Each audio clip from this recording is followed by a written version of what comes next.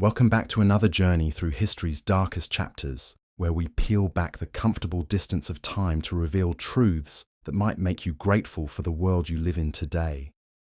I'm your host, and tonight we're diving into something that will challenge everything you think you know about human suffering and survival. Before we begin, I want you to take a moment to appreciate where you are right now. You're probably lying in bed, maybe scrolling through your phone, perhaps sipping something warm, surrounded by the basic comforts that billions throughout history could never have imagined. If this content resonates with you, if you find value in understanding the brutal realities our ancestors faced, please hit that subscribe button. It's free, and it helps me continue creating these deep dives into history's most sobering lessons. Tonight, we're talking about slavery in biblical times. And I need you to understand something from the very beginning. Everything you think you know about slavery, every horrific image that comes to mind when you hear that word, every documentary you've watched about the American South or the Atlantic slave trade, all of that represents just a fraction of what human bondage actually looked like for most of recorded history. You see, when most people think of slavery, they picture plantations in Georgia, cotton fields stretching to the horizon, the crack of a whip under the scorching sun. And yes, that was absolutely horrific. The enslavement of Africans in the Americas was a crime against humanity that scarred generations. But here's what's going to shock you. Compared to what slaves endured in biblical times, that might have been considered merciful. I know that sounds impossible. How could anything be worse than what we've learned about in school? What we've seen in movies like 12 Years a Slave or Roots? How could any form of human bondage be more brutal than the systematic dehumanization that built entire economies on human suffering? Well, settle in, because we're about to find out. And I promise you, by the end of this journey, you're going to have a completely different understanding of what it meant to be enslaved in the ancient world. Let's start with something you can relate to. Imagine you're having the worst day at your job. Your boss is breathing down your neck. You're overworked, underpaid, and completely exhausted. You fantasize about quitting, maybe even telling your supervisor exactly what you think of them. But here's the thing. At the end of the day, you can go home. You can quit. You have rights, legal protections, the ability to seek other employment. Now imagine that same workplace, but you can never leave, ever. You don't get paid. You can be beaten for making mistakes. You can be killed for disobedience. And this isn't just your reality, it's your children's reality too. They'll be born into the same system, owned by the same people, with no hope of escape. That's slavery in its most basic form. But even that description doesn't capture the full horror of what enslaved people faced in the biblical era, roughly 2,000 to 3,000 years ago. Let's talk about numbers first, because the scale will blow your mind. In ancient Rome at its peak, historians estimate that between 25 to 30% of the entire population were slaves. That's roughly 6 million people in Italy alone living in bondage. To put that in perspective, that's more than the entire population of modern-day Denmark. Imagine if every third person you passed on the street was someone's property. But here's where it gets really disturbing. Unlike the chattel slavery of the American South, which was primarily based on race and was generational, biblical-era slavery was an equal opportunity destroyer of lives. You could be born free and find yourself in chains by dinner time. Your ethnicity, your social status, your education, none of it protected you. War was the great enslaver of the ancient world. When armies conquered cities, they didn't just take the gold and silver, they took the people, every single person, men, women, children, the elderly, the sick, it didn't matter. You were now property to be sold, traded, or worked to death. Picture this scenario, and I want you to really visualize it.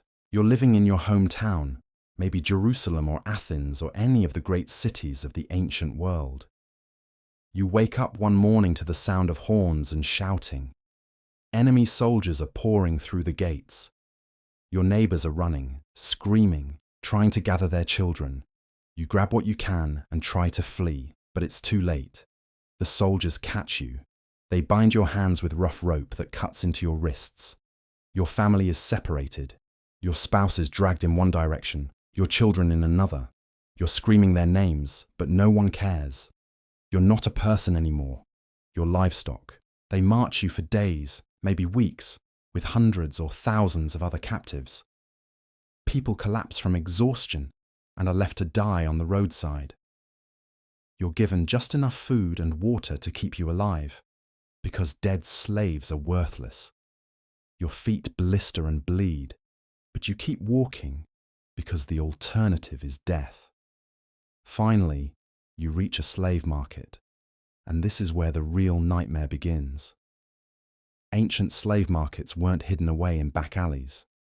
They were right in the center of town, as common as a farmer's market today. The largest and most famous was on the Greek island of Delos, which could process up to 10,000 slaves in a single day. 10,000 human beings bought and sold like cattle. You're stripped naked and put on display. Potential buyers examine you like you're a horse they're thinking of purchasing.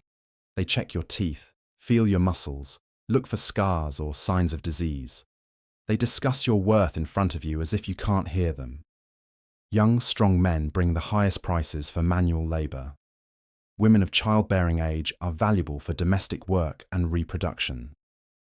Children are cheaper but seen as long-term investments. And here's something that would shock people in the 1800s American South. In the biblical era, educated slaves often cost more than manual laborers. If you could read, write, do mathematics, or had specialized skills, you might find yourself owned by a wealthy family specifically to tutor their children or manage their accounts. You might think this would be better, but in many ways, it was worse. See, in the American South, there was at least a pretense that slaves were different, inferior, that their enslavement was somehow justified by their race. It was evil and wrong, but there was a twisted logic to it that allowed slaveholders to sleep at night. In biblical times, there was no such pretense. Smart, educated, cultured people owned other smart, educated, cultured people, and everyone just accepted it as normal. Imagine being a brilliant scholar, someone who in today's world might be a professor or a scientist, and finding yourself owned by someone dumber than a bag of rocks who got rich through inheritance or conquest. You'd have to bow and scrape to someone you could intellectually demolish, knowing that one wrong word could get you crucified. Literally crucified, because that was a common punishment for rebellious slaves. But let's talk about the daily reality of slave life, because this is where the true horror reveals itself. In the American South, as terrible as it was, there were at least some economic incentives to keep slaves relatively healthy. A dead slave was a financial loss. A sick slave was less productive. But in the biblical era, slaves were so cheap and plentiful that they were essentially disposable. Roman silver mines, for example, had an average life expectancy of 2 to 3 years for the slaves working in them. 2 to 3 years. The mine owners didn't care because they could always buy more slaves. It was cheaper to work people to death and replace them than to provide adequate food, rest, or safety measures. The working conditions were beyond anything you can imagine.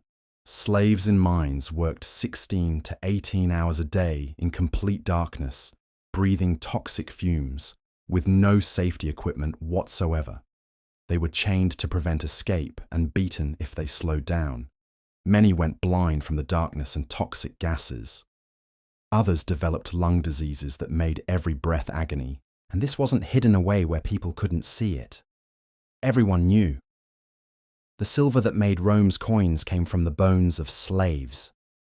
The marble that built the Parthenon was quarried by slaves working in conditions that would make modern prison labor look like a vacation.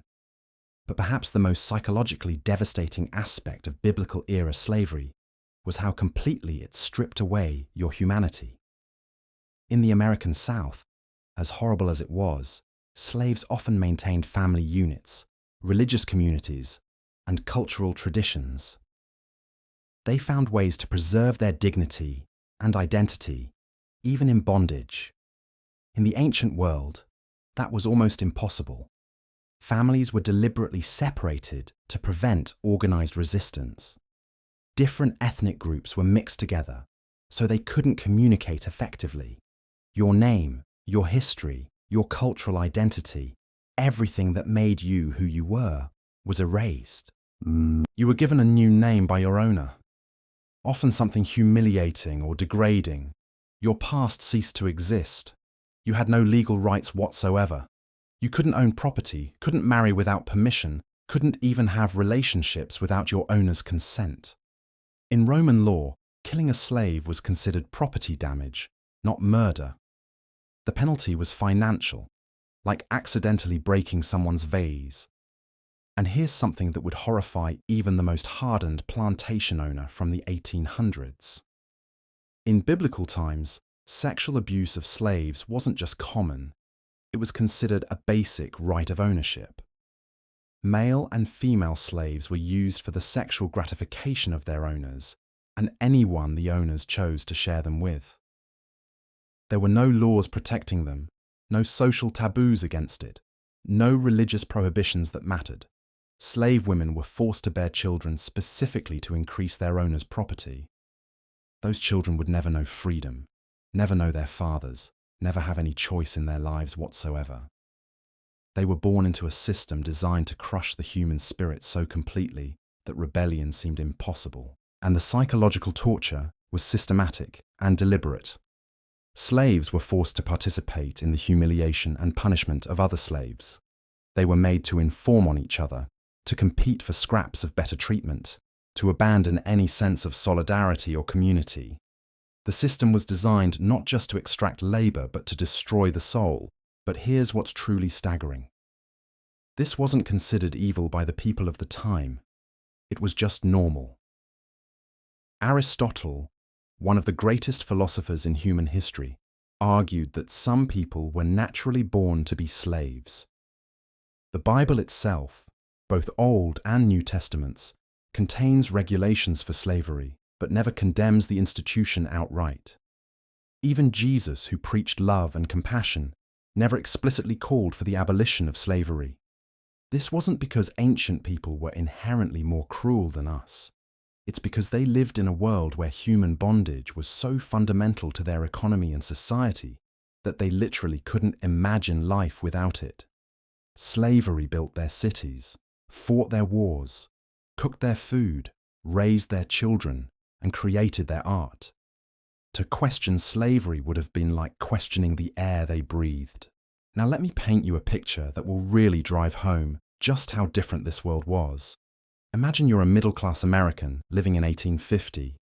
You might own a few slaves on your plantation.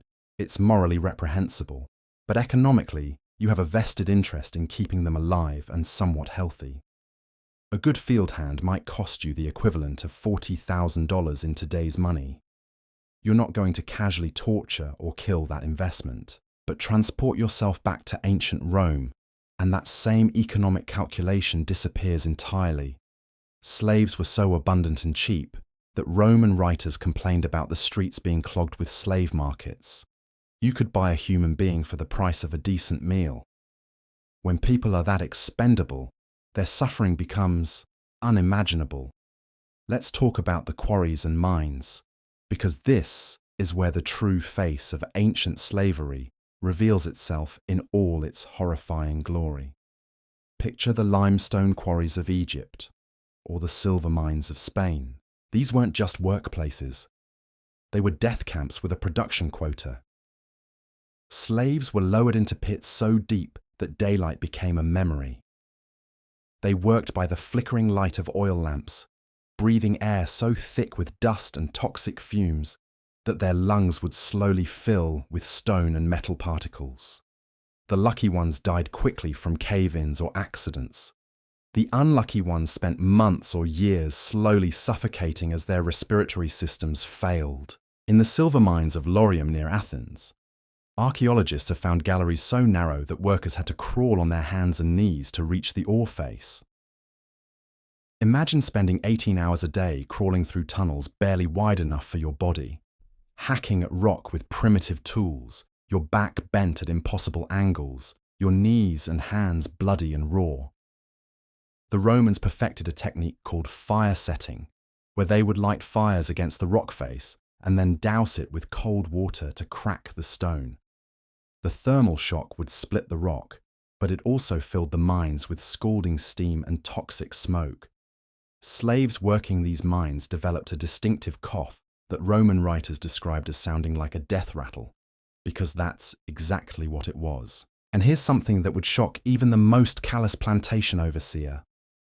When slaves became too sick or injured to work, they weren't retired or given lighter duties. They were simply left to die in the tunnels. Their bodies became part of the mine structure, literally built into the walls and foundations.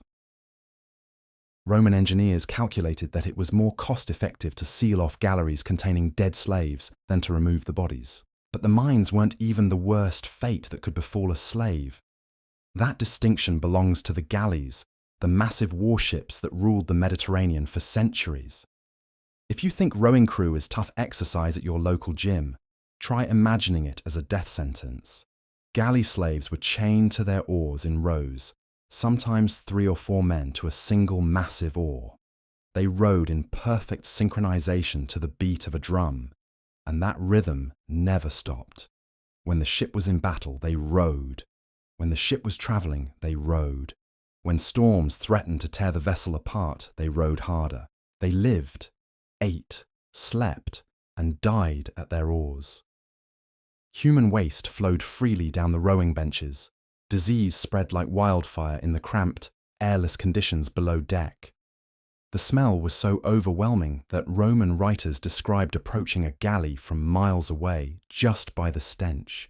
The average life expectancy of a galley slave was measured in months, not years. Their hands would crack and bleed from gripping the oars, then callous over into grotesque claws that could never fully straighten again.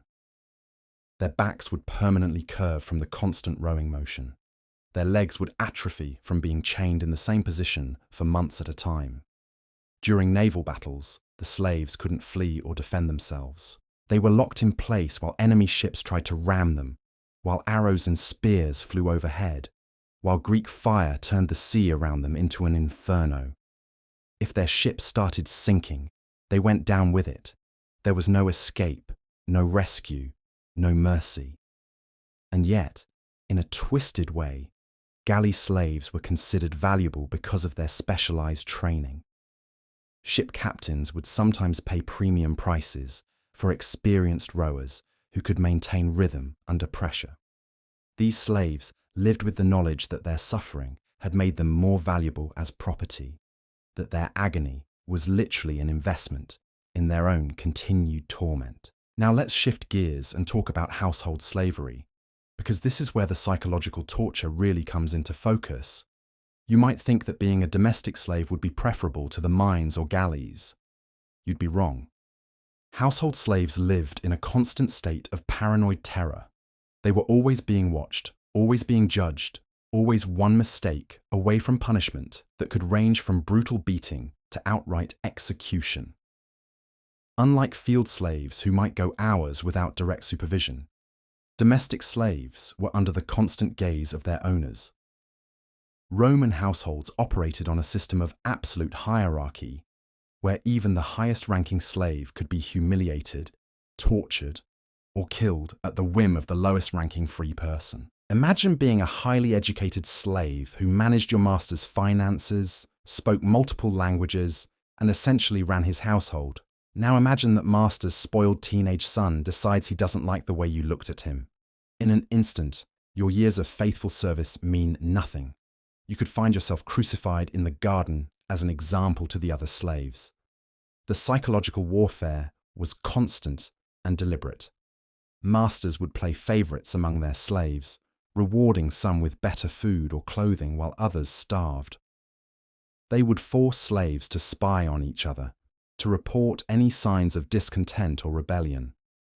Family bonds between slaves were systematically destroyed through threats and separation. Here's something that would horrify even the most brutal American plantation owner. Roman law allowed masters to torture their own slaves to extract testimony in legal proceedings. Not just suspected criminals, but any slave who might have witnessed something relevant to a court case. The logic was that slaves couldn't be trusted to tell the truth unless they were in extreme pain. This wasn't done in secret or with any sense of shame. It was a normal part of the legal system. Court records casually mention the torture of household slaves as if they were discussing the weather. After questioning under torture, the slave confirmed that his master was home on the night in question. The methods of torture were limited only by the imagination of the torturer. Slaves were stretched on racks until their joints dislocated. They were burned with hot irons, had their fingernails torn out, were suspended by their wrists for hours or days. And this was legal. This was normal. This was justice. But perhaps the most psychologically devastating aspect of household slavery was the forced intimacy. Unlike plantation slaves who might rarely interact with their owners, household slaves were embedded in every aspect of their masters' lives. They dressed them, bathed them, fed them, raised their children, shared their secrets. Imagine being forced to care for the children of the person who owns you, knowing that those same children you're teaching to walk and talk will grow up to own other human beings. Imagine having to smile and act grateful while serving dinner to guests who are casually discussing whether to buy or sell members of your family. Female household slaves faced additional horrors that defy description. They were sexual property, available to their masters and anyone their masters chose to share them with. They had no right to refuse, no protection from pregnancy, no say in what happened to their children. Roman literature is filled with casual references to the sexual use of slave women, as if they were discussing livestock breeding. And male slaves weren't exempt from sexual exploitation either. Young male slaves were prized for their appearance and were often kept specifically for the sexual gratification of their owners. The practice was so common that Roman writers didn't even consider it noteworthy. It was just another aspect of slave ownership, like having the right to their labor or their obedience. The children born from these unions lived in a legal limbo that was arguably worse than outright slavery. They were neither fully slave nor free, often rejected by both communities. They might be raised in their father's household, but could never inherit or claim any rights. They existed in a permanent state of uncertainty, never knowing if they would be acknowledged, sold, or simply discarded when they became inconvenient. Now you might be wondering how any society could function with such systematic brutality. How did people justify this to themselves? How did they sleep at night knowing they were torturing and murdering innocent people for profit? The answer is both simple and terrifying. They didn't see slaves as people. Not really. Oh, they understood that slaves could think and feel and suffer, but they had constructed an entire philosophical and religious framework that justified treating them as property anyway. Aristotle, remember, argued that some humans were naturally born to be slaves, that they lacked the capacity for self-governance and were better off being owned by their superiors. This wasn't considered a cruel theory. It was seen as enlightened thinking, a rational explanation for the natural order of things. Roman religion reinforced these beliefs. Their gods owned slaves.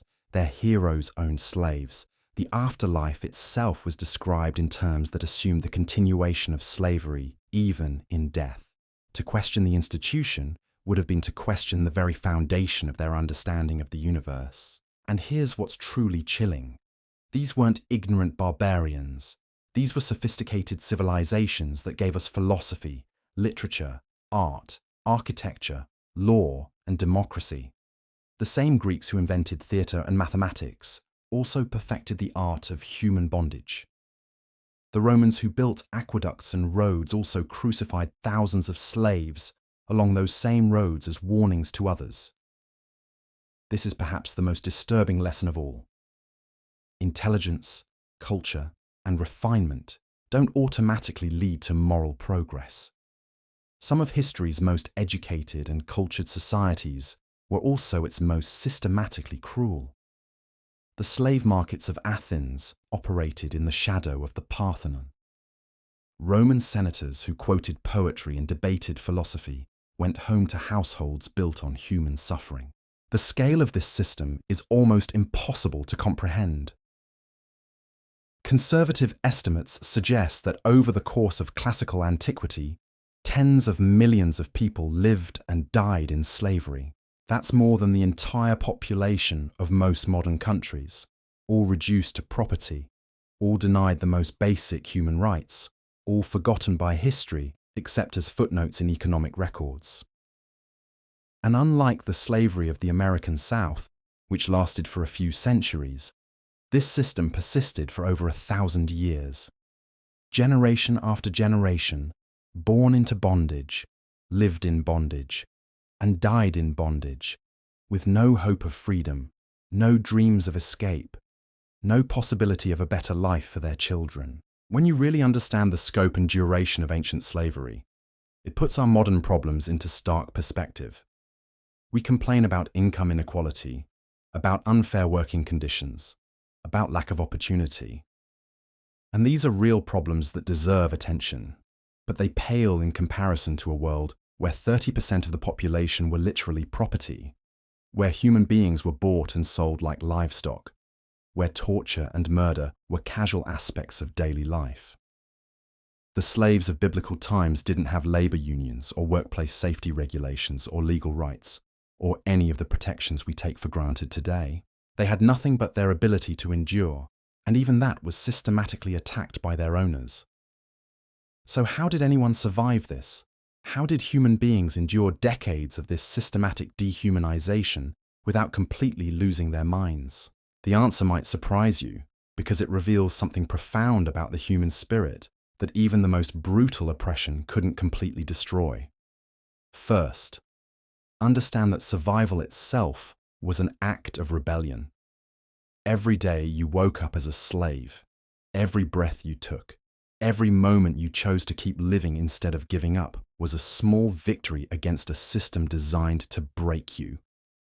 The slaveholders knew this, which is why they worked so hard to make death seem like mercy. But slaves found ways to resist that went far beyond simple survival. They developed elaborate networks of communication that allowed them to share information, warn each other of dangers, and maintain connections across vast distances. A household slave in Rome might know about a planned rebellion in Gaul weeks before their master heard about it through official channels. They created secret languages and coded systems of communication. A particular way of arranging household items might signal danger. A specific song hummed while working could carry messages between slaves who couldn't openly speak to each other. These weren't sophisticated spy networks. They were desperate people finding ways to maintain their humanity in a world that denied they had any. Religion became another form of resistance, though not in the way you might expect. Slaves often embraced mystery cults and foreign gods, specifically because their masters couldn't understand or control these beliefs. The worship of Mithras, for example, spread rapidly among slaves throughout the Roman Empire, partly because its secretive nature allowed them to have something that belonged to them alone. But perhaps the most powerful form of resistance was memory. Slaves who had been free before their capture would tell stories of their homeland to other slaves. They would keep alive the names of their ancestors, the traditions of their people, the languages their masters had tried to erase. In a world where your past was systematically destroyed, remembering became an act of defiance. New slaves, fresh from conquest, were particularly dangerous to the system because they still remembered freedom. They still carried the outrage of people who had been wronged. Experienced slaves had to walk a careful line between helping these newcomers survive and preventing them from doing something that would get everyone punished. Because collective punishment was another tool of control that would shock modern sensibilities. If one slave attempted escape, all the slaves in that household might be tortured or killed. If a slave killed their master, Every slave for miles around might be crucified as a warning. The Romans called this decimation, and they used it liberally to prevent organized resistance. This created an impossible moral situation for slaves. Do you help a fellow slave escape, knowing that if they're caught, you and everyone you care about might die? Do you warn a cruel master about a planned revolt, knowing that your silence might lead to freedom, but your words will definitely lead to executions? These weren't academic ethical questions. They were daily realities that slaves had to navigate just to survive. And survival required a level of psychological compartmentalization that borders on the superhuman. Imagine having to smile and act grateful while serving dinner to the person who owns your children.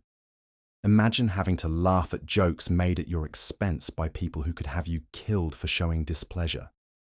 Imagine having to provide comfort and care to the family that treats you like livestock. The mental toll was staggering. Ancient medical texts describe a condition they called slave melancholy, a deep depression that could render slaves completely unable to work.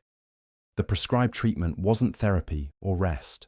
It was increased beatings and reduced food until the slave either snapped out of it or died. The Romans understood that they were destroying people's minds. They just didn't care. But here's what's remarkable. Despite all of this, slave communities found ways to create joy, beauty, and meaning in their lives. They developed art forms, told stories, created music, and maintained traditions that enriched their spirits even in bondage. Roman mosaics created by slave artisans contain hidden symbols and messages that we're only now beginning to decode. Slave musicians composed songs that appeared to praise their masters while actually mocking them in languages the masters didn't understand. They created families, even though those families could be torn apart at any moment. They formed friendships, even though friends might be forced to betray each other. They fell in love, even though their lovers could be sold away tomorrow. The very act of caring about someone else in a world designed to make you care only about your own survival was a form of resistance, and some slaves found ways to gain small measures of power within the system. The most trusted household slaves might accumulate enough influence to protect other slaves from punishment. Skilled artisans might be allowed to keep a small portion of their earnings, eventually buying their freedom or the freedom of their families. These tiny victories were celebrated in slave communities like military triumphs, because in their world, they might as well have been.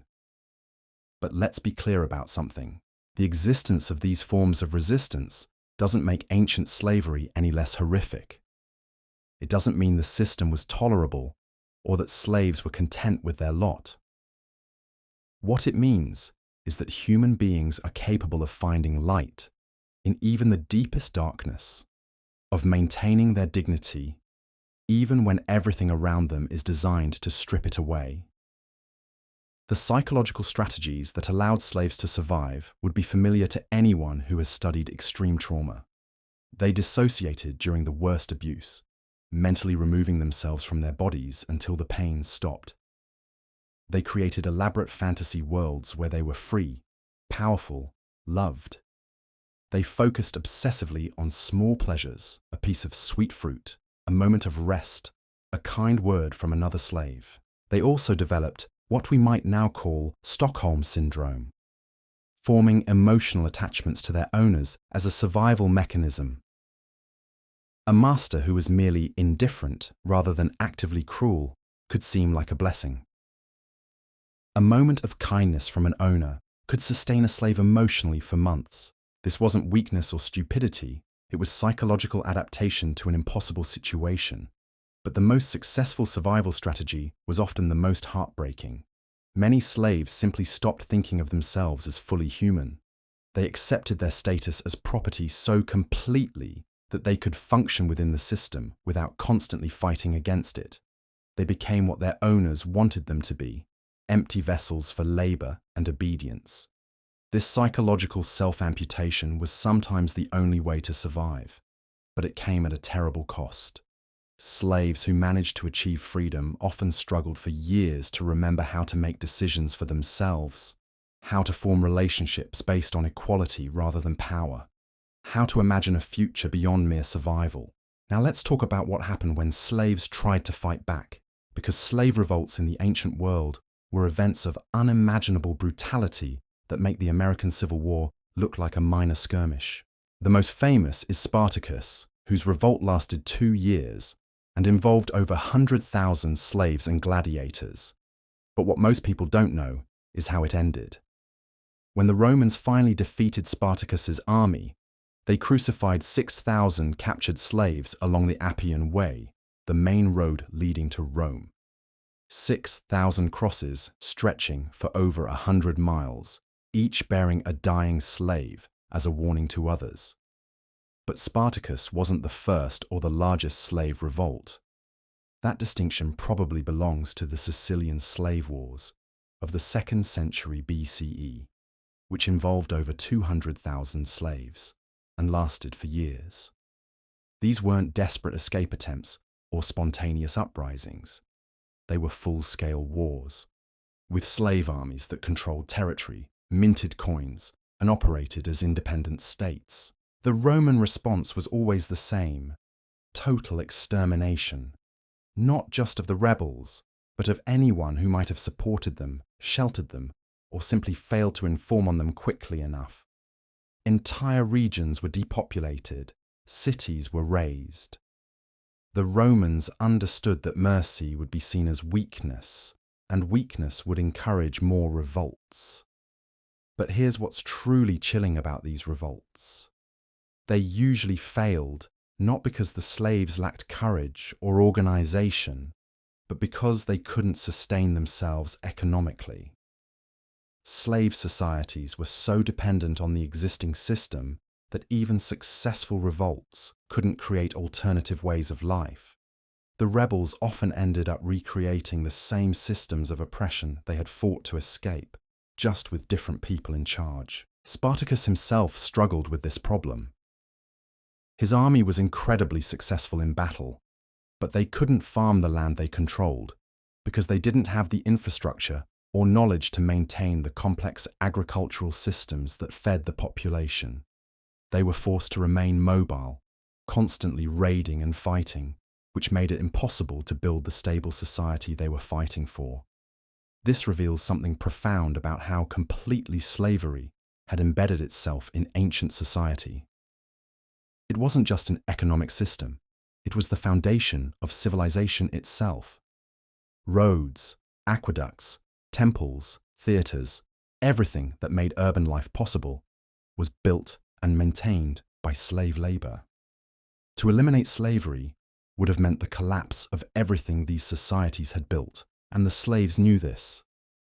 Many of them had been free citizens before their enslavement and understood exactly how their societies functioned. They knew that successful rebellion might mean the destruction of the only world they had ever known, including the destruction of other slaves who hadn't joined the revolt. This created impossible moral choices that tore slave communities apart. Do you fight for freedom, knowing that failure means not just your own death, but the death of everyone you care about? Do you try to reform the system from within, knowing that your cooperation makes you complicit in the suffering of others? Do you focus on individual escape, even though it means abandoning those who can't escape with you? There were no good answers to these questions, which is why most slaves never revolted at all. They found other ways to resist, other ways to maintain their humanity, other ways to hope for a better future. But they did it within the system, not in opposition to it, because opposition was quite literally suicidal. The few slaves who did achieve freedom faced their own unique challenges. Manumission, the formal process of freeing a slave, was possible but extremely rare. Most freed slaves remained tied to their former masters through economic dependence and social obligation. They were free in name but not in practice, and society never let them forget their origins.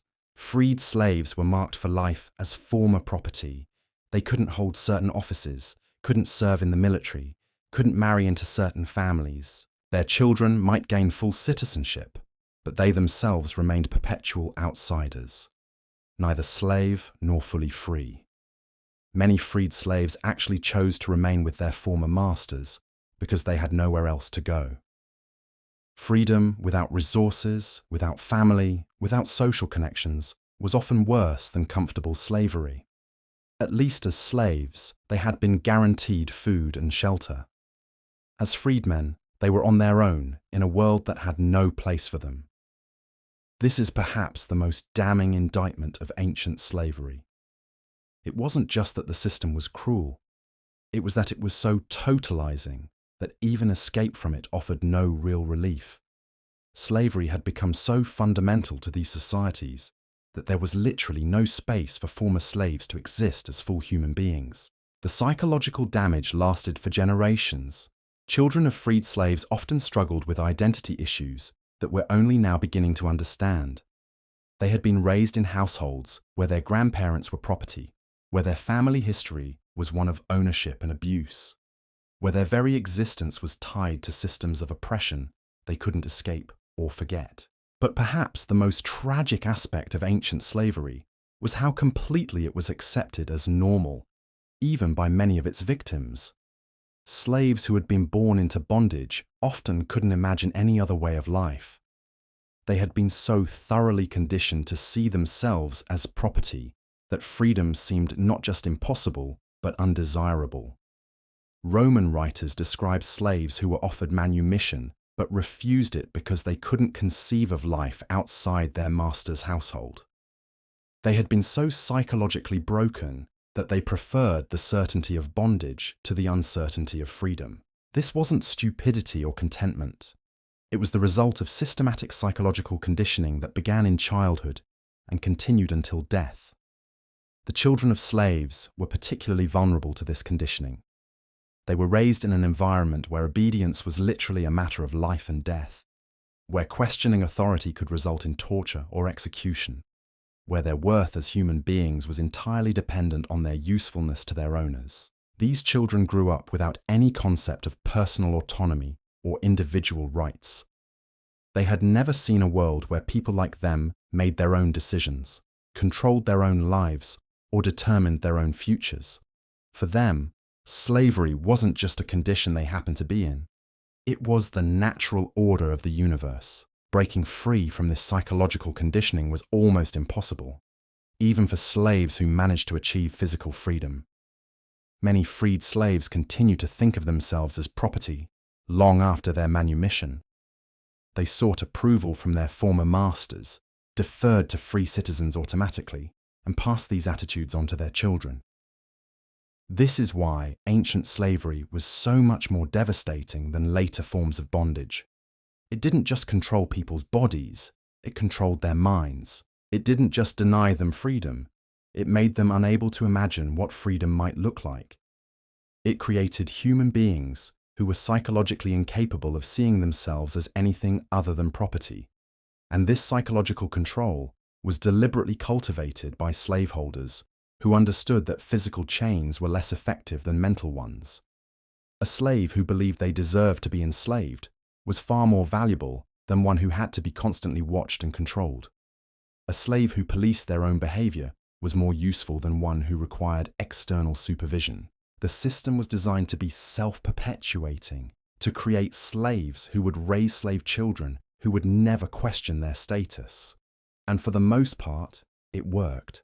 The vast majority of slaves in the ancient world lived and died in bondage without ever seriously challenging the system that oppressed them.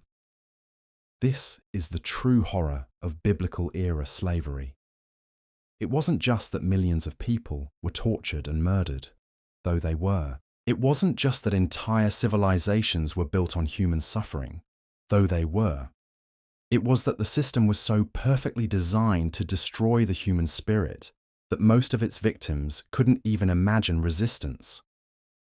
When we look back at this period from our modern perspective, it's easy to wonder why slaves didn't revolt more often, why they seemed to accept their fate so passively, why they didn't fight harder for their freedom. But that's asking the wrong question. The real question is how any of them managed to maintain their humanity at all in the face of such systematic dehumanization. The fact that some slaves did resist, did rebel, did maintain their dignity and hope despite everything the system threw at them, is perhaps the most remarkable testament to human resilience in all of recorded history. They had every reason to give up, to accept their fate, to become the property their owners wanted them to be. That any of them refused to do so is nothing short of miraculous. And their resistance, however small and seemingly futile, planted seeds that would eventually grow into the movements that abolished slavery altogether. The very fact that we can look back at these ancient systems with horror rather than acceptance shows that their sacrifice wasn't in vain, that their refusal to be completely broken helped create a world where such systematic oppression is no longer tolerable. But we should never forget the price they paid for our freedom. Every comfort we enjoy, every right we take for granted, every moment of dignity and autonomy we experience exists because countless slaves throughout history refused to let their spirits be completely crushed. They paid for our freedom with their lives, their suffering, and their unimaginable courage in the face of impossible odds. When you really understand what they endured, it changes everything. It makes our modern problems seem manageable. It makes our freedoms seem precious. And it makes their memory sacred, a reminder of what human beings are capable of enduring and what they're willing to sacrifice for the hope of something better. Now, let's dive into something that will really shock you about biblical slavery versus what came later. The breeding programs. Yes, you heard that right. In the American South, slave breeding was a horrific practice, but it was at least somewhat limited by economic considerations and social taboos. In the ancient world, human breeding was conducted with the same casual efficiency as livestock management. Roman households maintained detailed records of their slaves' reproductive capacity. They tracked menstrual cycles, monitored pregnancies, and planned breeding schedules years in advance. Female slaves weren't just workers. They were broodmares in a system designed to produce the next generation of human property. Picture this scenario because I want you to really understand how methodical this was. You're a female slave in a wealthy Roman household. Your master has decided that your children would be valuable additions to his property portfolio. He doesn't ask your opinion. He doesn't care about your feelings. He simply selects a male slave based on desired traits, strength, intelligence, appearance, and orders you to reproduce. You have no choice in the matter, none whatsoever. If you resist, you'll be beaten. If you continue to resist, you'll be killed and replaced with a more compliant slave. So you submit because the alternative is death. But here's where it gets truly disturbing. The children you bear don't belong to you. They never will. Roman law was crystal clear on this point. The children of slaves belonged to the slave owner, just like the offspring of cattle or sheep. From the moment of birth, your child was property. You had no legal relationship to them whatsoever. The master could sell them the day they were born. He could give them away as gifts. He could have them killed if they were defective or inconvenient. Many slave mothers never even got to name their own children. That privilege belonged to the owner.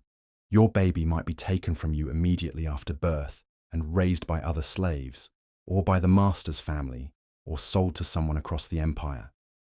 You might never see them again.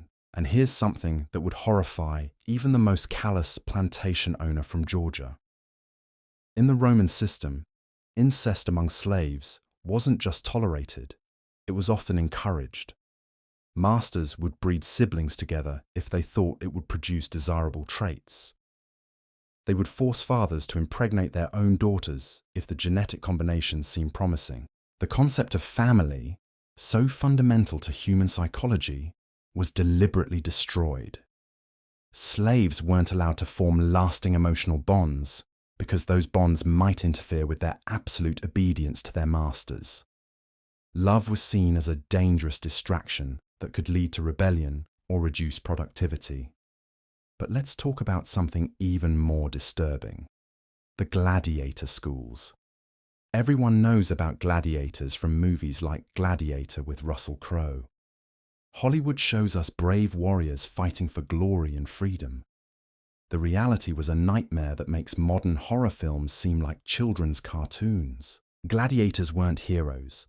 They were slaves trained to die for entertainment. The average gladiator survived maybe 10 fights before being killed in the arena. 10 fights. That might sound like a lot, until you realize that popular gladiators fought several times per month during the fighting season. The training was designed to strip away every trace of humanity and replace it with pure killing instinct. New gladiators were chained in underground cells barely large enough to lie down in. They were fed just enough to maintain muscle mass and nothing more. They were beaten daily, not as punishment, but as conditioning to accept pain without flinching. Imagine being locked in a stone box for 23 hours a day, let out only for training sessions where you're forced to learn how to kill other human beings with your bare hands. You're not training to defend yourself. You're training to provide entertainment for crowds who see your death as a fun afternoon activity. The psychological conditioning was systematic and brutal. Trainers would force new gladiators to execute wounded prisoners, to desensitize them to killing. They would make them practice on condemned criminals who were tied up and helpless. They would force them to torture other slaves to death to break down their natural empathy and compassion, and the crowds loved it. Roman citizens would pack the Colosseum, bringing their children to watch human beings tear each other apart for sport. They would cheer when a gladiator was disemboweled. They would laugh when someone begged for mercy. They would vote on whether a defeated fighter should live or die with the casual enthusiasm of modern fans doing the wave at a football game. But here's what's truly chilling. This wasn't considered barbaric by Roman standards. It was high culture. The games were religious festivals, civic celebrations, displays of imperial power and generosity.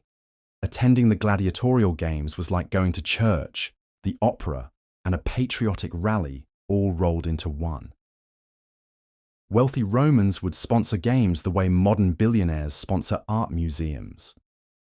They would compete to see who could stage the most elaborate spectacles of human suffering. Historical records describe games lasting for weeks, with thousands of gladiators, criminals, and wild animals killed for the entertainment of the masses. Emperor Trajan once celebrated a military victory with games that lasted 117 days and featured over 10,000 gladiators. 10,000 human beings trained from childhood to kill and die for applause.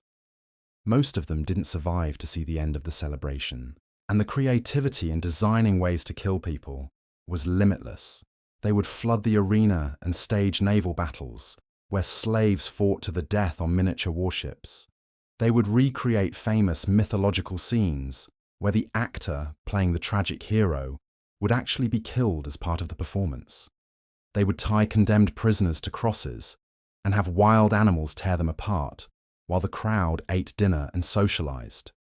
Now let's shift gears and talk about something that might be even worse than the gladiatorial games.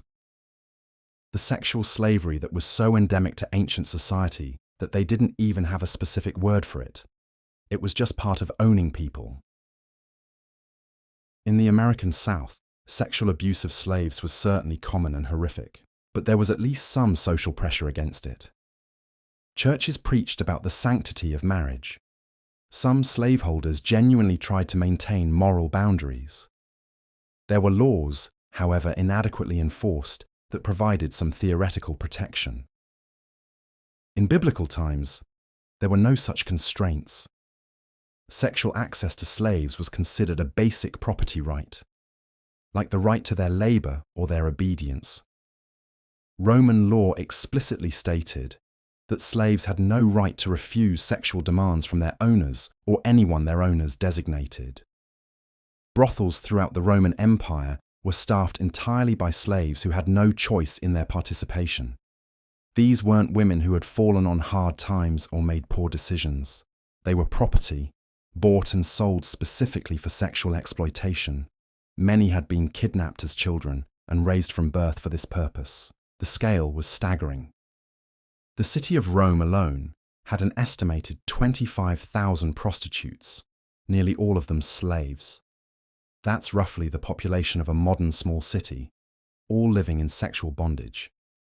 They were bought and sold like livestock, their value determined entirely by their physical appearance and sexual appeal. But it gets worse, much worse. Roman culture also normalized the sexual exploitation of children in ways that would land you in prison for life in any modern society. Young slaves, both male and female, were routinely used for the sexual gratification of their owners. This wasn't hidden or shameful. It was openly discussed in literature and art. Wealthy Romans would often keep harems of young slaves specifically for sexual purposes. These children were trained from infancy to please their masters sexually. They had no childhood, no innocence, no protection from adult predators who owned them completely. And here's something that will make your stomach turn. The Romans developed an entire medical and philosophical literature around the sexual use of slaves.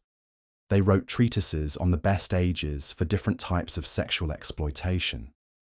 They developed techniques for preventing pregnancy in slave women. They created detailed instructions for breaking the will of resistant slaves. This wasn't the work of a few perverted individuals. This was mainstream Roman culture, endorsed by their greatest philosophers and writers. Seneca, who wrote beautiful letters about virtue and wisdom, owned hundreds of slaves and never questioned the system that allowed him to rape children with legal impunity. Even the early Christian church, which would eventually play a role in abolishing slavery, was initially complicit in these practices. The New Testament contains instructions for slaves to obey their masters, even cruel ones. Early Christian communities included slaveholders who continued to own and exploit human beings while participating in religious services about love and compassion. The cognitive dissonance was staggering. People who could write poetry about the beauty of the human soul would casually rape and murder the humans they owned. Philosophers who debated the nature of justice would torture slaves for entertainment. Religious leaders who preached about divine love would buy and sell human beings like furniture. This wasn't hypocrisy in the way we understand it today.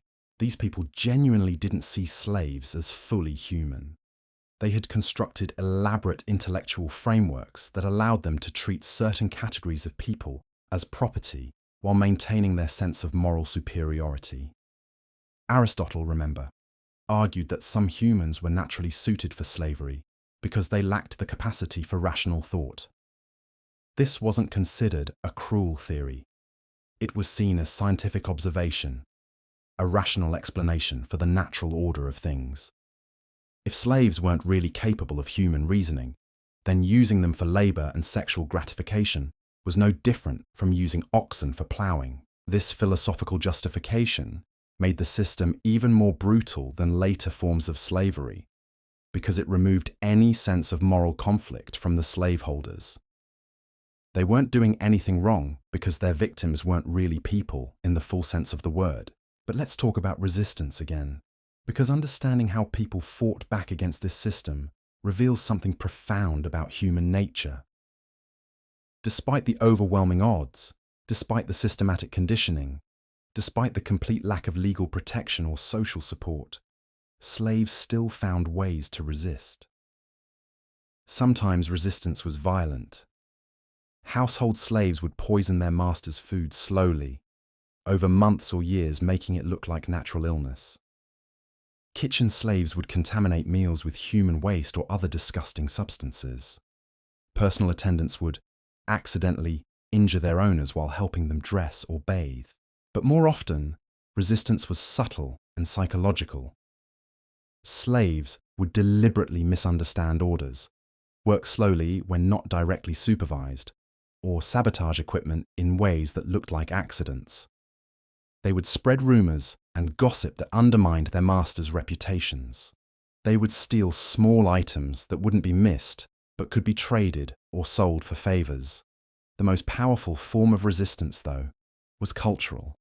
Slaves would maintain their original languages in secret, teaching them to their children despite severe punishments for speaking anything other than Latin or Greek.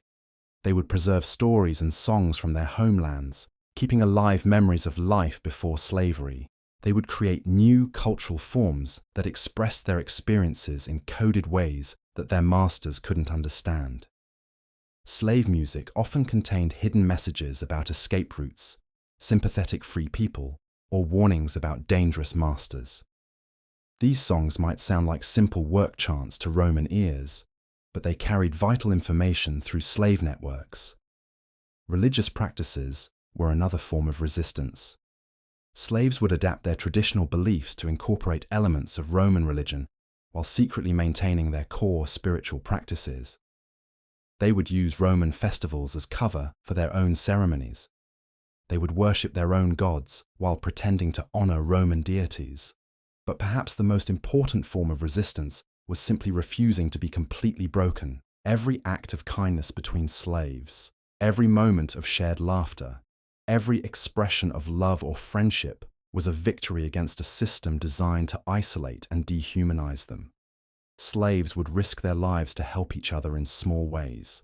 They would share food when one person was being starved as punishment. They would take blame for others' mistakes to protect them from beatings. They would comfort each other during the worst abuses, providing emotional support that helped people survive psychologically intact. They would also educate each other, sharing whatever knowledge they possessed about everything from herbal medicine to mathematics.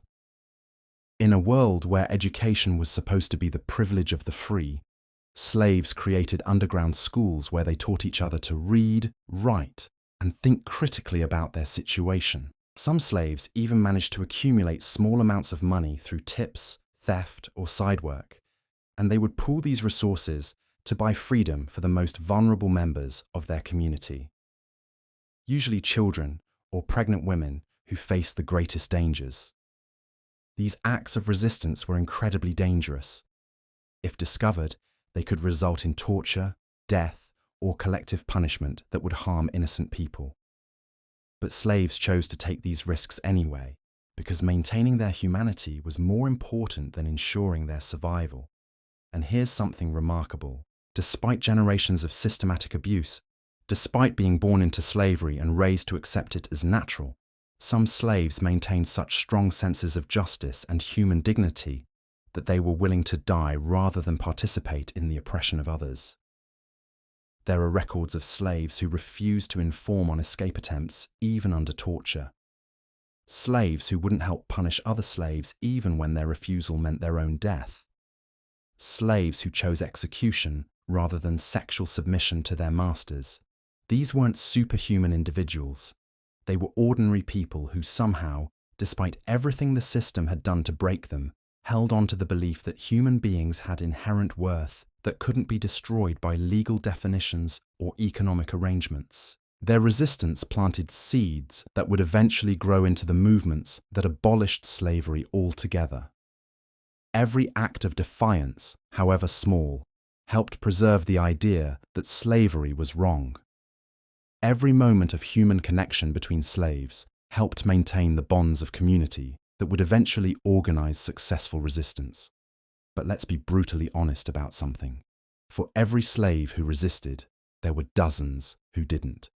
For every act of defiance, there were hundreds of acts of submission. For every moment of hope, there were months or years of despair. This wasn't because most slaves were cowards or collaborators. It was because the system was designed to make resistance almost impossible. The psychological conditioning started in infancy and continued until death. The physical punishment for disobedience was swift and severe. The economic incentives all favored compliance. Most slaves learned early that survival meant becoming what their owners wanted them to be. They learned to smile when they felt rage, to express gratitude for basic necessities, to show affection for people who tortured them. They learned to suppress their own personalities so completely that they sometimes forgot who they had been before slavery. This psychological survival strategy was often necessary, but it came at a terrible cost. Slaves who successfully adapted to the system by becoming psychologically compliant often found it impossible to imagine freedom, even when it was offered to them. There are heartbreaking accounts of slaves who were given opportunities to escape, but chose not to take them. because they couldn't conceive of life outside their master's control. They had been so thoroughly conditioned to see themselves as property that independence seemed not just impossible, but terrifying. Others escaped physically, but remained psychologically enslaved for the rest of their lives. They would continue to defer to free people automatically, continue to see themselves as inferior, continue to expect punishment for expressing their own opinions or desires. The psychological damage of slavery could last for generations. Children of freed slaves often struggled with identity issues, not knowing whether they should act like free people or former property. They had been raised by parents who had been systematically traumatized and conditioned to accept abuse as normal. This intergenerational trauma helps explain why slavery was able to persist for so long and why its effects continued long after formal abolition. The system didn't just control people's bodies, it rewired their brains. It didn't just deny them freedom, it made them incapable of recognizing what freedom might look like. And here's the most chilling part. The people who designed and maintained these systems understood exactly what they were doing. They knew they were destroying human beings psychologically. They knew they were creating trauma that would last for generations. They just didn't care because their victims weren't fully human in their minds. Roman medical texts contain detailed descriptions of what we would now recognize as severe PTSD, depression, and anxiety disorders among slaves. But instead of seeing these as evidence that slavery was harmful, Roman doctors saw them as proof that slaves were naturally inferior and prone to mental weakness. The circular logic was perfect and impenetrable. Slavery caused psychological damage, but that damage was seen as evidence that the enslaved people deserved to be enslaved. The system justified itself by pointing to the harm it caused as proof of its necessity. This is why ancient slavery was so much more devastating than later forms. It wasn't just economically exploitative, it was psychologically totalitarian. It didn't just steal people's labor, it stole their sense of self. It didn't just deny them freedom, it made them complicit in their own oppression. When you really understand this, it puts our modern struggles into perspective. We complain about feeling powerless in our jobs, about economic inequality, about lack of opportunity.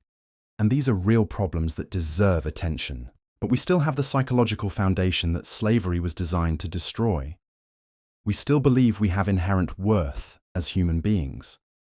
We still believe we deserve basic dignity and respect. We still believe that our lives have meaning beyond our economic productivity. These beliefs seem natural to us, but they're actually the result of thousands of years of struggle against systems designed to destroy them.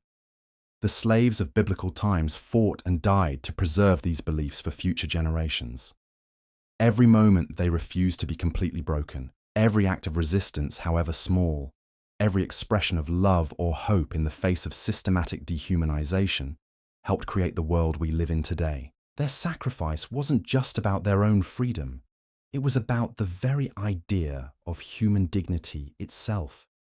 They preserved the spark of humanity that would eventually ignite the movements that abolished slavery, established human rights, and created the legal and moral frameworks that protect us today.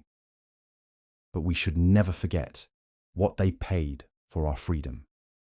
Every comfort we enjoy, every right we exercise, every moment of dignity we experience exists because countless slaves throughout history refused to let their spirits be completely crushed. When you really understand the depth of their suffering and the magnitude of their courage, it changes how you see everything.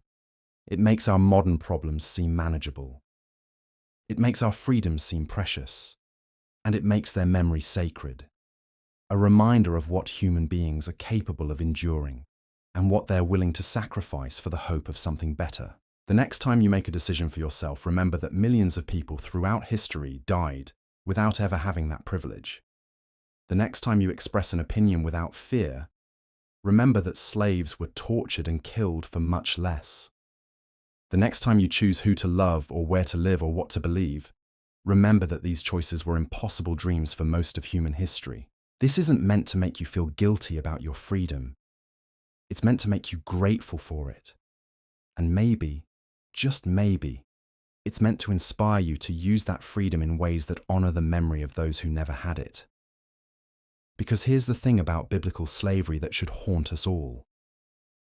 It wasn't an aberration. It wasn't a historical accident. It was the logical result of a worldview that saw some human beings as more valuable than others. And that worldview, in various forms, still exists today. We may have abolished legal slavery, but we haven't abolished the underlying attitudes that made it possible. We still live in a world where people are valued differently, based on their race, their nationality, their economic status, their religion, their gender, their sexual orientation. We still live in a world where some people's suffering is considered more important than others, where some people's freedom is considered more valuable than others, where some people's lives are considered more worthy of protection than others. The slaves of biblical times can teach us something vital about recognizing and resisting these attitudes before they lead to systematic oppression again. They can remind us that human dignity isn't something that can be granted or taken away by laws or economic systems. It's something inherent that exists regardless of what society says about it, and they can inspire us to fight for that dignity, not just for ourselves, but for everyone. Because if we've learned anything from studying the horrors of ancient slavery, it's that human freedom is fragile, precious, and never guaranteed. It has to be protected, defended, and extended to all people, or it will eventually be lost by everyone. The story of biblical slavery isn't just ancient history. It's a warning about what happens when we stop seeing each other as fully human. It's a reminder of how quickly civilization can collapse into barbarism when we let fear and greed overcome our basic moral obligations to each other. But it's also a testament to the indestructible power of the human spirit. Even in the darkest chapters of human history, even when everything seemed hopeless, people found ways to resist, to love, to hope, to remain human, despite everything the world threw at them. That spirit lives in us today. The question is what we're going to do with it. But let's dig deeper into the psychological warfare that ancient slaveholders perfected to a degree that would make modern dictatorships envious. They understood something that later slave systems never quite grasped with the same precision. Breaking the human spirit required more than just physical brutality. It required the systematic destruction of identity itself. Picture this scenario, and I want you to really imagine yourself in this position. You've been captured in a raid on your village. Your name was Marcus. You were a skilled carpenter. Maybe you had a wife named Julia and 2 children. You knew who you were. You had an identity, a history, a sense of self-worth tied to your skills and your relationships. But the moment you're sold in the slave market, all of that ceases to exist. Your new master doesn't care that your name is Marcus. He calls you whatever he wants. Maybe carpenter, if he's feeling practical, or ugly, if he's feeling cruel, or just boy, regardless of your age. You're not allowed to correct him. You're not allowed to mention your real name. In fact, mentioning your past life at all can result in severe punishment. Your wife Julia, she doesn't exist anymore in your new reality. Your children, they're either dead or enslaved elsewhere, and you're forbidden from even asking about them. Your skills as a carpenter, they're only valuable if your master needs carpentry work done. Otherwise, you'll spend your days digging ditches or hauling garbage, your years of training and expertise completely irrelevant. This wasn't accidental. Roman slaveholders had developed sophisticated techniques for what we would now call psychological programming. They understood that a slave who still thought of himself as Marcus the carpenter was dangerous. He might remember that he had once been respected, that he had once made decisions for himself, that he had once been loved. But a slave who had been successfully reprogrammed to think of himself as boy was much more manageable. Boy had no history, no skills that mattered, no relationships that existed outside his master's household. Boy existed only to serve. Boy had no identity beyond his usefulness to his owner.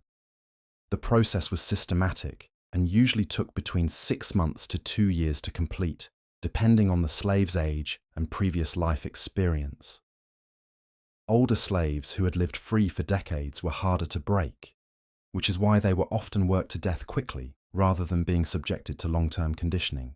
Young adults were the preferred targets for psychological reprogramming because they still had enough physical strength to be useful, but were psychologically flexible enough to be reshaped. Children were even better because they had less established identity to break down. The techniques they used would be familiar to anyone who has studied modern brainwashing methods. Total isolation from anyone who knew the slave's previous identity. Constant verbal degradation designed to convince the slave that their past self had been worthless. Unpredictable rewards and punishments that made the slave completely dependent on their master's approval for any sense of security. Sleep deprivation was common, keeping slaves exhausted and mentally foggy so they couldn't think clearly about their situation. Malnutrition served the same purpose while also keeping them physically weak and dependent. The combination made it almost impossible for slaves to maintain clear memories of their previous lives or to plan for the future.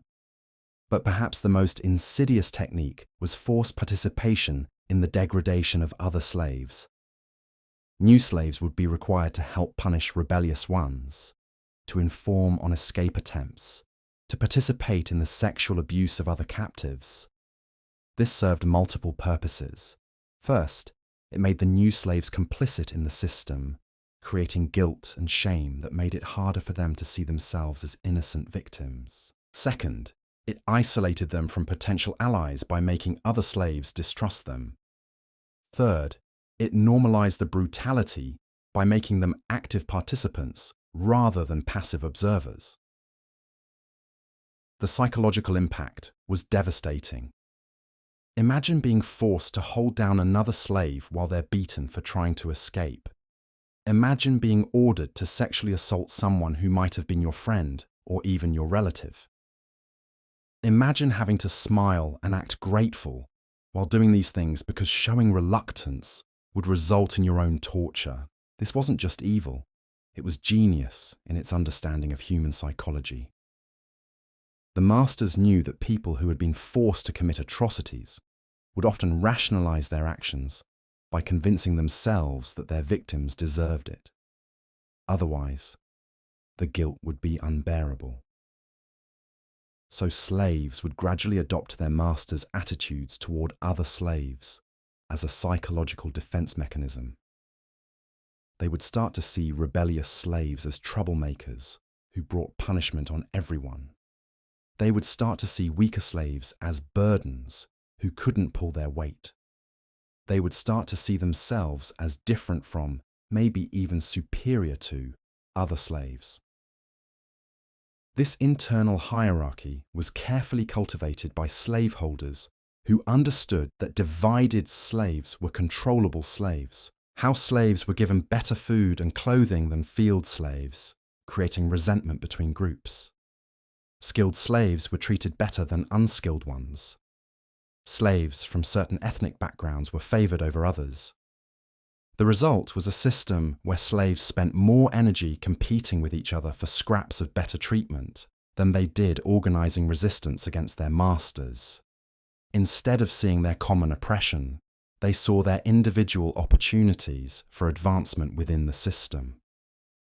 Some slaves became so invested in this hierarchy that they became more brutal toward other slaves than their masters were. Slave overseers, chosen from among the enslaved population, often developed reputations for exceptional cruelty because they were desperate to prove their loyalty and maintain their privileged position.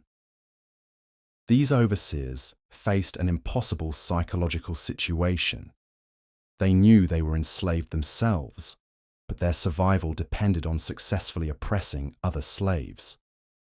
The cognitive dissonance was usually resolved by convincing themselves that they were fundamentally different from the slaves they supervised, that they deserved their elevated status, that the system was ultimately fair. The masters encouraged this delusion because slave overseers were incredibly valuable. They understood the slave community in ways that free overseers never could. They knew who was planning to escape, who was spreading dissent, who was forming forbidden relationships. They could detect resistance that would be invisible to outsiders.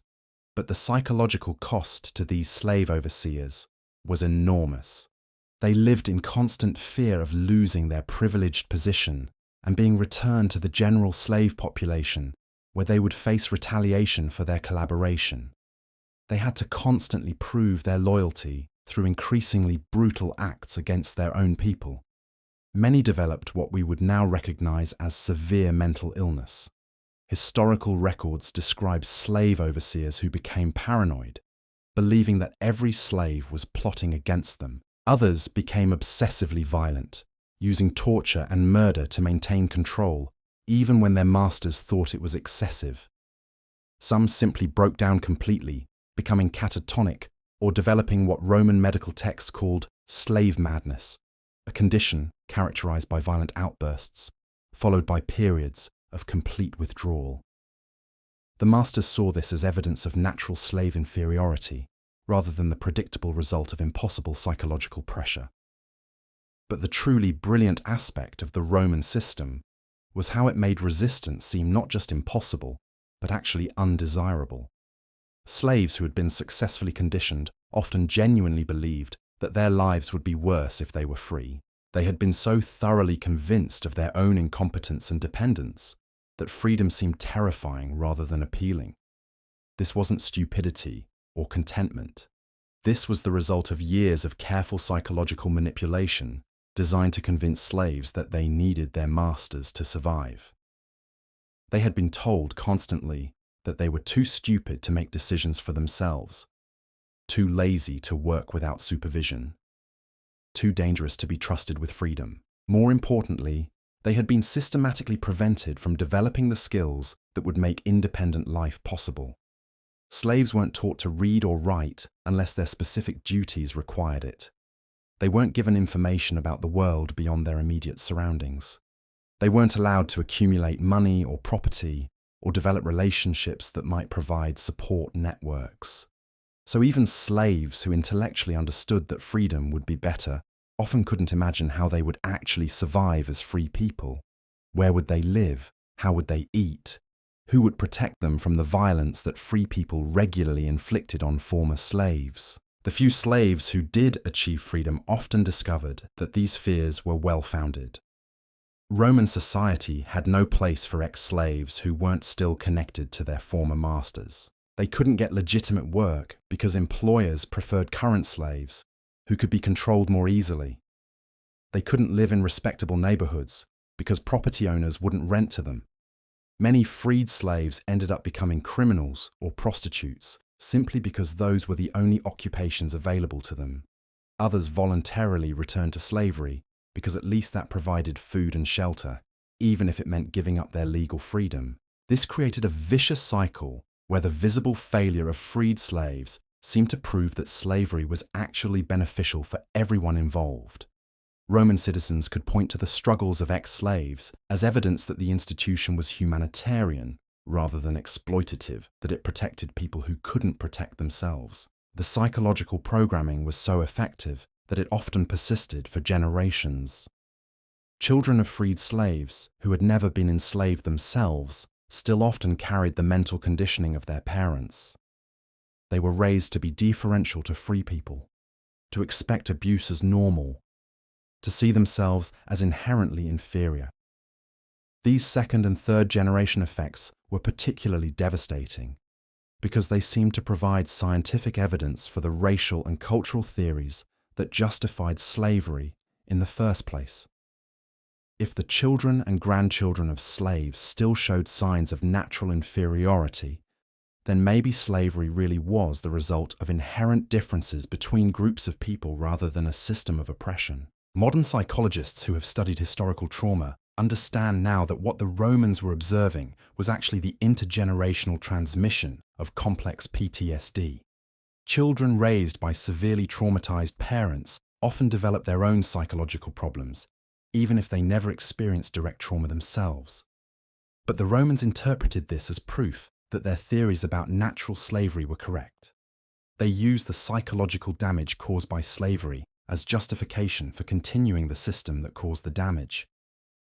It was circular logic that was almost impossible to break from the inside. The only way to escape this psychological trap was through exposure to ideas from outside the Roman system. Slaves who encountered foreign religions or philosophies that taught universal human dignity sometimes managed to break free from their conditioning. But these opportunities were rare and dangerous. Most slaves lived and died without ever encountering any worldview that challenged the assumptions of their society. They were trapped, not just physically, but intellectually, in a system that made resistance literally unthinkable. This is what made Roman slavery so much more devastating than later systems that relied primarily on physical coercion.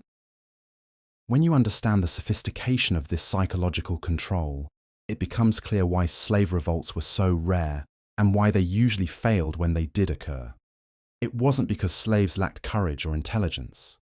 It was because the system had been designed to make them psychologically incapable of sustained, organized resistance. The few revolts that did succeed, like Spartacus's rebellion, typically involved slaves who had been recently captured and hadn't yet been fully conditioned, or slaves like gladiators who had been trained to fight and therefore retained some capacity for organized violence.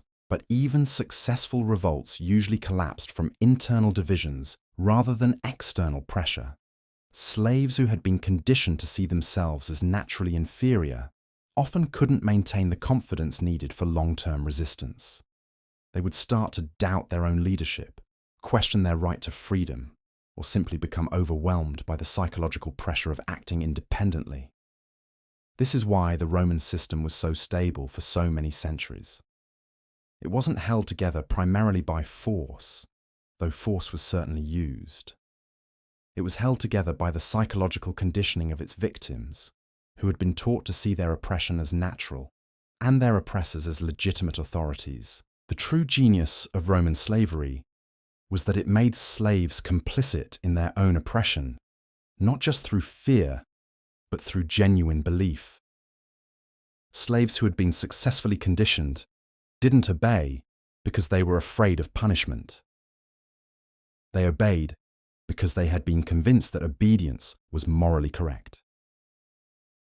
This psychological dimension of ancient slavery is what makes it so much more horrifying than the physical brutality, as terrible as that was. Physical wounds heal, broken bones mend. But the psychological damage could last for generations, creating cycles of trauma and abuse that persisted long after the original victims were dead. And here's what should truly terrify us about this history. The techniques developed by Roman slaveholders didn't disappear when slavery was abolished. They were refined and adapted by other systems of oppression throughout history. Totalitarian governments, abusive cults, human trafficking networks, they all use variations of the same psychological manipulation that the Romans perfected 2,000 years ago.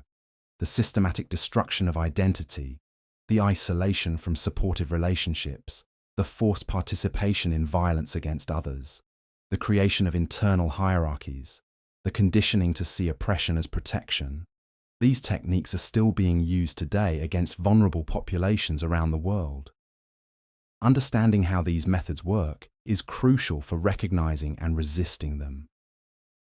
The slaves who managed to maintain their psychological independence despite everything the system threw at them did so by holding on to certain core beliefs that the conditioning couldn't touch. They remembered that they had inherent worth as human beings, regardless of what their masters said about them. They maintained connections with other people based on genuine care rather than competition for resources. They refused to accept that their current situation was permanent or natural, even when they couldn't see any way to change it. Most importantly, They preserved the ability to imagine a different world, even when that world seemed impossible. This capacity for hope in the face of overwhelming evidence to the contrary was perhaps the most powerful form of resistance available to them. These mental survival strategies weren't just important for individual slaves. They were essential for preserving the possibility of eventual liberation for everyone. Every slave who refused to be completely broken kept alive the idea that human dignity was indestructible, that freedom was a natural right rather than a privilege to be granted by others. Their psychological resistance planted seeds that would eventually grow into the philosophical and religious movements that challenged slavery as an institution. Without their stubborn refusal to accept the logic of their oppression, the intellectual frameworks for abolition might never have developed. But let's be honest about something that makes this history even more disturbing. The psychological techniques used to control slaves were so effective that they were often unnecessary. Many slaves genuinely loved their masters, not because of Stockholm Syndrome, but because the conditioning had been so thorough that they couldn't distinguish between their own interests and their owners' interests. Roman literature is filled with stories of loyal slaves who sacrificed their lives to protect their masters, who refused freedom when it was offered, who mourned their owners' deaths as if they were losing beloved family members. These weren't propaganda pieces designed to make slavery look benevolent. They were genuine expressions of the psychological bonds that the system created. This emotional manipulation was perhaps the cruelest aspect of ancient slavery, because it turned the victim's capacity for love and loyalty into weapons against themselves.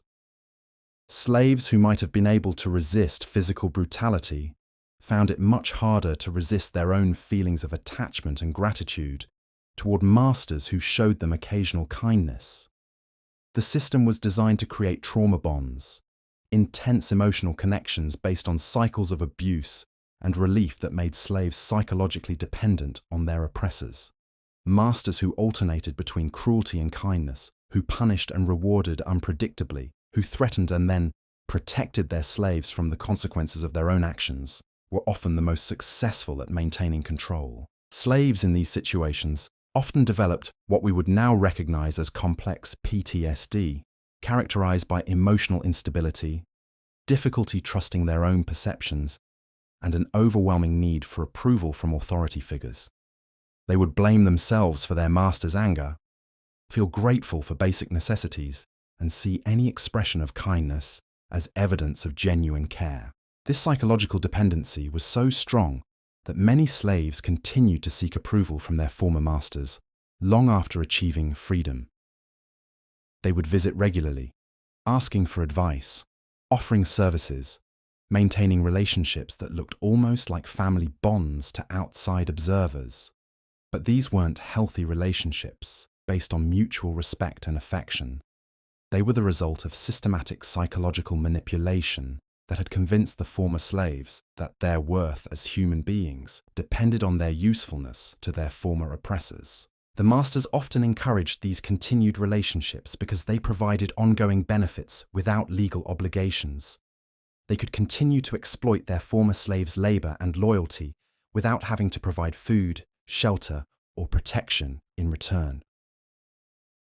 This pattern of psychological control extended far beyond individual relationships between masters and slaves. The entire society was organized around the assumption that some people were naturally suited to command while others were naturally suited to obey. Free citizens absorbed these beliefs from childhood, learning to see themselves as inherently superior to slaves, not because of their actions or achievements, but because of their legal status. They developed a sense of entitlement to service and deference that made it almost impossible for them to see slaves as equal human beings. This social conditioning was reinforced by every aspect of Roman culture. Art depicted slaves as physically different from free people, usually smaller, darker, or more primitive looking. Literature portrayed them as naturally servile, grateful for their subordinate position, or dangerous when not properly controlled. Religious ceremonies often included rituals that celebrated the social hierarchy and portrayed slavery as divinely ordained. Philosophical schools taught that inequality was natural and necessary for social stability. Legal systems codified the assumption that slaves were property rather than people. The result was a society where even people who might have been inclined toward compassion found it almost impossible to question the fundamental assumptions of slavery. They had been so thoroughly indoctrinated into seeing the system as natural and beneficial that alternatives were literally unthinkable. This is what made ancient slavery so much more totalitarian than later systems. It wasn't just that slaves were controlled through violence and economic pressure. It was that the entire society was organized around beliefs that made the abolition of slavery seem not just impractical, but actually immoral. People who suggested that slavery should be ended weren't just challenging an economic system. They were challenging the fundamental assumptions about human nature, social organization, and divine will that held their entire civilization together. The psychological barriers to change were so strong that even slaves who achieved positions of influence rarely advocated for the abolition of slavery as an institution. They might work to improve conditions for individual slaves or to make manumission more common, but they typically accepted that slavery itself was a permanent feature of human society. This is why the eventual abolition of slavery required not just political and economic changes, but a complete transformation of how people thought about human nature and social relationships. It required new philosophical and religious frameworks that could challenge thousands of years of accumulated assumptions about inequality and hierarchy. The slaves who maintained their psychological independence despite everything the system threw at them were the ones who preserved the possibility of this transformation. Their refusal to accept the logic of their oppression kept alive alternative ways of thinking about human dignity and social organization. Their resistance wasn't just about their own freedom. It was about the future of human civilization itself. They were fighting to preserve ideas that would eventually make possible the creation of societies based on principles of equality and universal human rights. But we should never forget the price they paid for our freedom. Every moment of psychological independence they maintained came at enormous personal cost. They suffered not just physical abuse, but constant psychological pressure designed to convince them that their resistance was futile and their suffering was deserved. Many broke under this pressure, and we should never judge them for that. The remarkable thing is not that some slaves were broken by the system, but that any managed to remain psychologically intact despite everything it threw at them. Their courage in the face of impossible odds is perhaps the greatest testament to human resilience in all of recorded history. They proved that the human spirit, while it can be bent and twisted and nearly broken, cannot be completely destroyed by any system of oppression, no matter how sophisticated or totalitarian. That spirit lives in us today. The question is whether we're worthy of the sacrifice they made to preserve it for us, and whether we're willing to make similar sacrifices to preserve it for future generations. Because here's the thing about psychological oppression that the history of ancient slavery teaches us. It doesn't just disappear when the legal structures that support it are abolished. It persists in attitudes, assumptions, and social practices that can recreate systems of control, even without formal slavery. The work of recognizing and resisting these patterns of psychological manipulation is never finished. Every generation has to learn anew how to distinguish between legitimate authority and abusive control, between genuine care and manipulative conditioning, between natural social differences and artificial hierarchies designed to benefit some at the expense of others. The slaves of biblical times can teach us how to do this work. Their example shows us that resistance begins in the mind, with the refusal to accept that our current situation is permanent or natural. It continues with the preservation of relationships based on mutual care, rather than competition for resources. And it culminates with the courage to imagine and work toward a different world, even when that world seems impossible. These lessons are as relevant today as they were 2,000 years ago.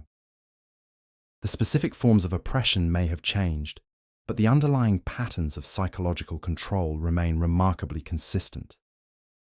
Understanding how they work is the first step toward ensuring that they never again achieve the totalitarian perfection that characterized ancient slavery. The memory of those who suffered and died in bondage is not just a historical curiosity. It's a warning about what can happen when we stop seeing each other as fully human, and a reminder of what we're capable of preserving even in the darkest circumstances. Their story is our story. Their struggle is our struggle. And their victory, incomplete as it was, is the foundation upon which all our freedoms rest.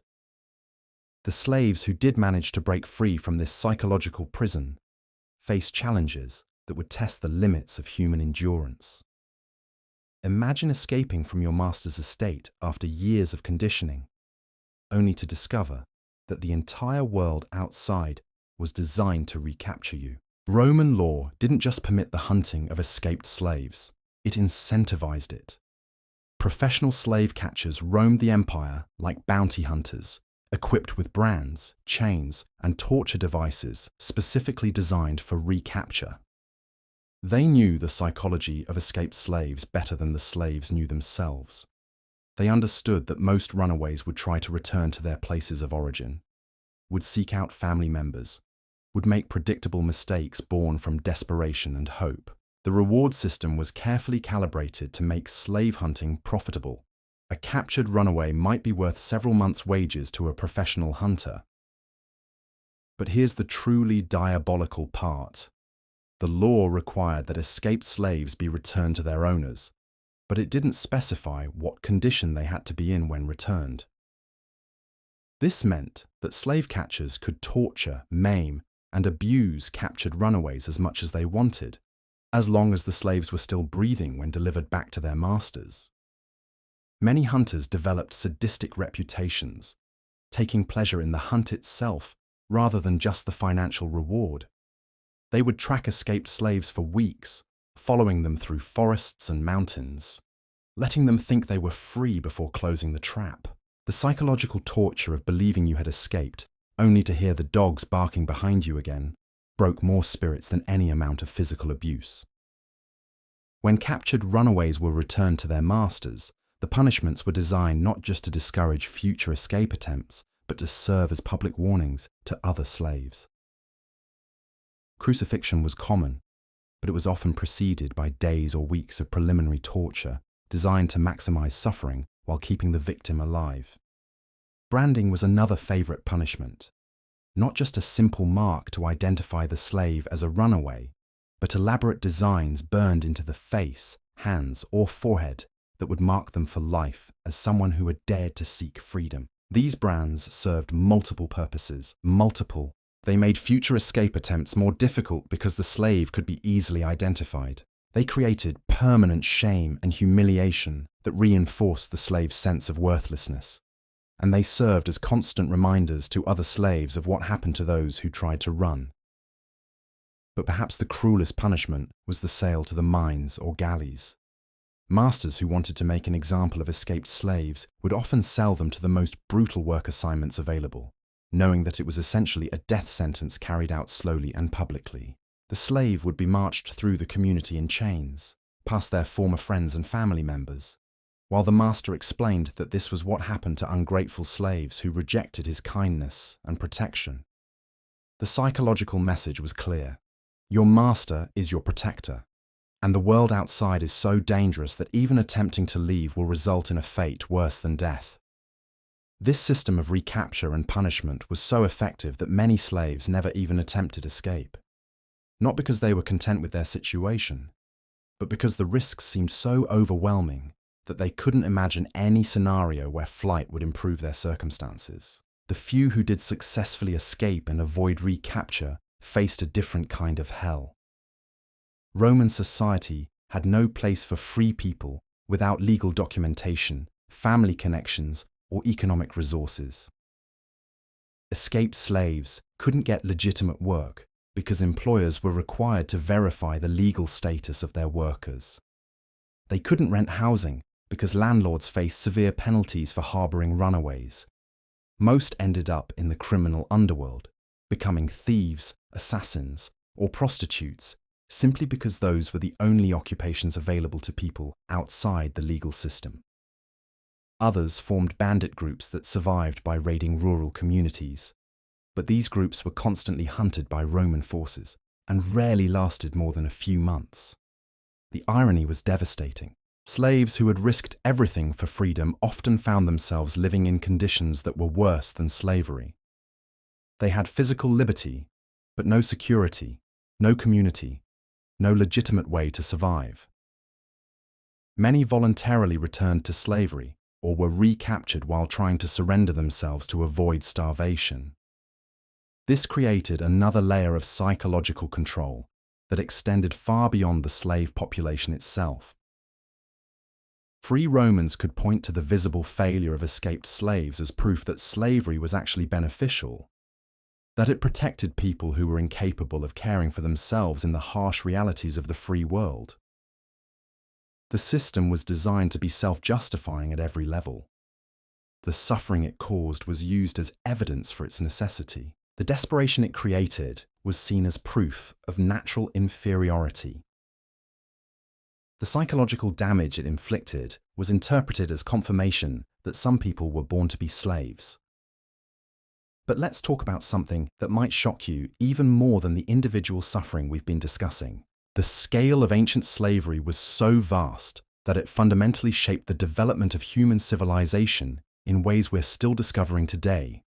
When historians talk about the great achievements of classical antiquity, the roads and aqueducts of Rome, the temples and theatres of Greece, the mathematical and philosophical advances that laid the foundation for modern science and democracy, they rarely mention that all of this was built on the bones of slaves. The Parthenon in Athens, one of the most celebrated architectural achievements in human history, was constructed almost entirely by slave labour.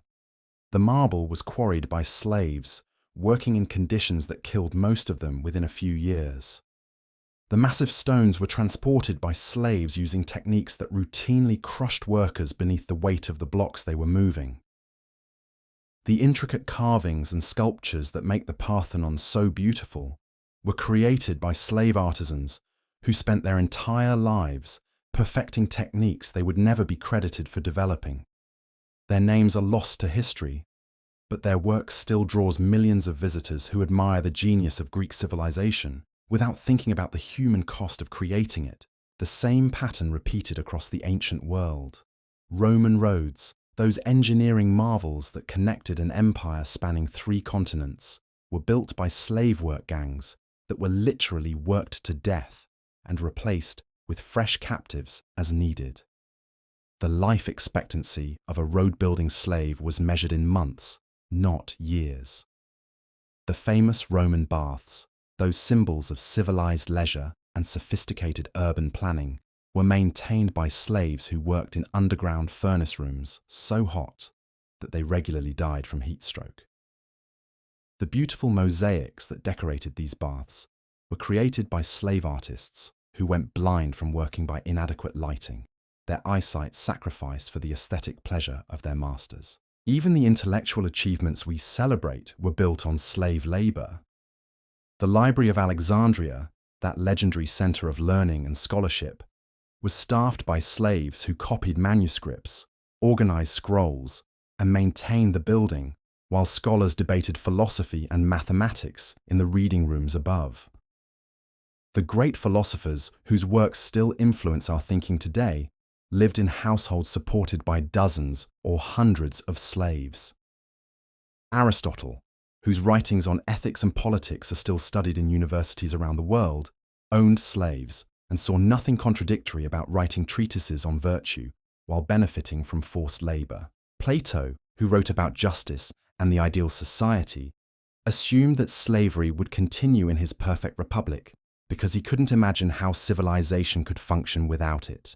Even Socrates, who supposedly questioned everything, never seriously questioned the institution that supported his entire way of life. this wasn't hypocrisy in the way we understand it today. These brilliant minds genuinely couldn't conceive of alternatives to slavery because the system was so fundamental to their world that questioning it would have required questioning everything they believed about human nature and social organization. But here's what's truly staggering about the scale of ancient slavery. Modern economists who have studied the Roman Empire estimate that slave labor represented between 30 to 40% of the total economic output of the Mediterranean world. That means that nearly half of everything produced, everything built, everything created in one of history's most influential civilizations came from the unpaid labor of human beings who were owned like livestock. To put that in perspective, imagine if 40% of America's gross domestic product came from forced labor today. That would represent about $8 trillion worth of goods and services produced by people who received nothing in return except the bare minimum needed to keep them alive and working. The wealth generated by this slave labor didn't just disappear when the slaves died.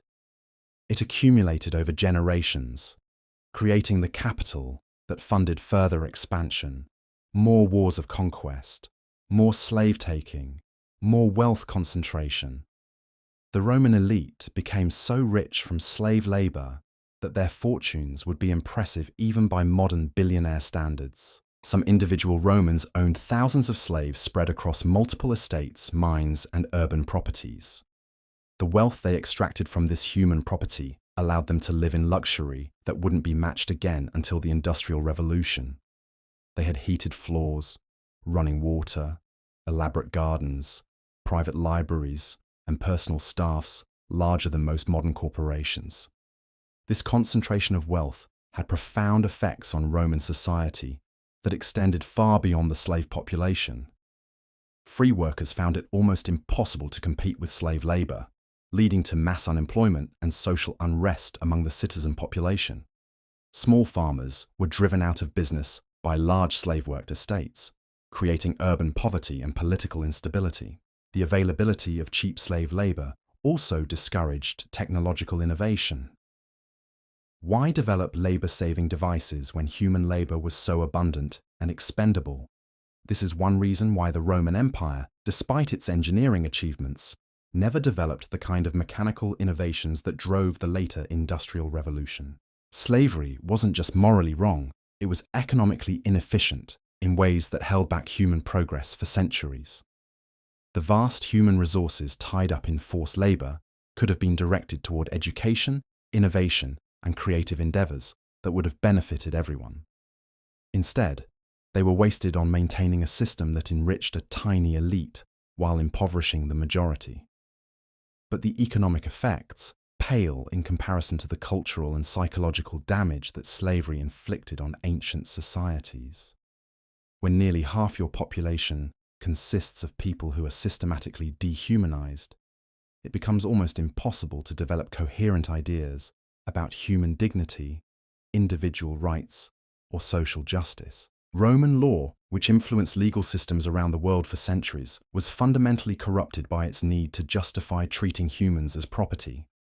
Legal concepts that should have protected individual rights were twisted to serve the interests of slave owners. The very idea of natural law, which should have recognized universal human dignity, was perverted to justify systematic oppression. Roman religion was similarly corrupted. Gods who should have represented justice and compassion were reimagined as supporters of slavery. Religious festivals that should have celebrated human community became occasions for displaying slave obedience and master authority. Even concepts of honor and virtue were redefined to accommodate the systematic brutalization of other human beings. The psychological effects on the free population were devastating in ways that Romans themselves didn't recognize.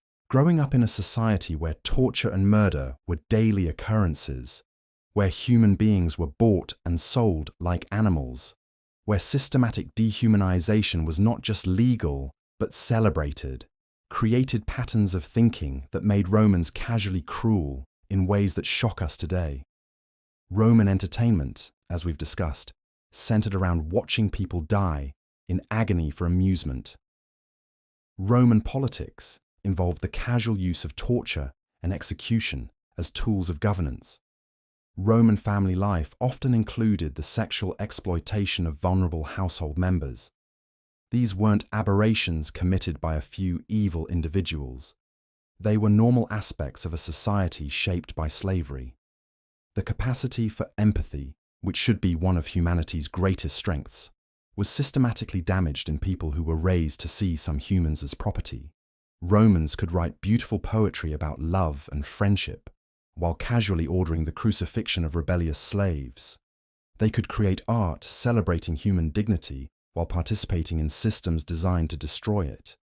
This psychological damage wasn't limited to the elite. Even poor free Romans, who had almost nothing themselves, often supported slavery because it gave them someone to look down on. The knowledge that they were legally free, even if economically desperate, provided a sense of superiority that helped them cope with their own difficult circumstances. This created a social dynamic where the oppressed free population often became the most vicious supporters of oppressing others. Poor Romans would volunteer to serve in slave-catching units, would cheer loudest at gladiatorial games, would demand the harshest punishments for rebellious slaves. Their own suffering made them desperate to find someone else to blame and abuse. The long-term effects of this psychological conditioning lasted far beyond the fall of the Roman Empire. The attitudes and assumptions that had been developed to justify slavery continued to influence European thinking for centuries. The idea that some humans were naturally superior to others, that violence was an acceptable tool for maintaining social order, that wealth and power were more important than justice and compassion. All of these concepts survived the collapse of the political system that had created them. Medieval serfdom, while legally different from ancient slavery, was built on many of the same psychological foundations. The colonial exploitation of indigenous peoples around the world drew on intellectual frameworks developed to justify Roman slavery. Even the Atlantic slave trade, horrible as it was, represented a continuation of patterns of thinking that had been established thousands of years earlier. Understanding this historical continuity is crucial for recognizing how slavery continues to influence our world today. The legal institution may have been abolished, but many of the attitudes and assumptions that made it possible persist in various forms. The idea that some people's suffering matters less than others, that economic efficiency justifies human exploitation, that social hierarchies reflect natural differences rather than artificial power structures.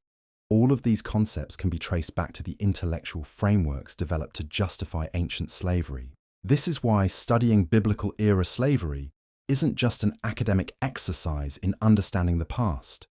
It's essential preparation for recognizing and resisting similar patterns of oppression in our own time.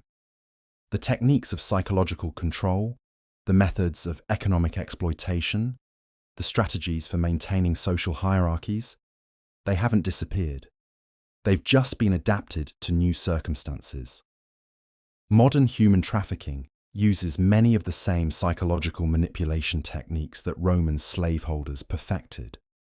Authoritarian governments employ similar methods of breaking down individual identity and creating dependence on the state.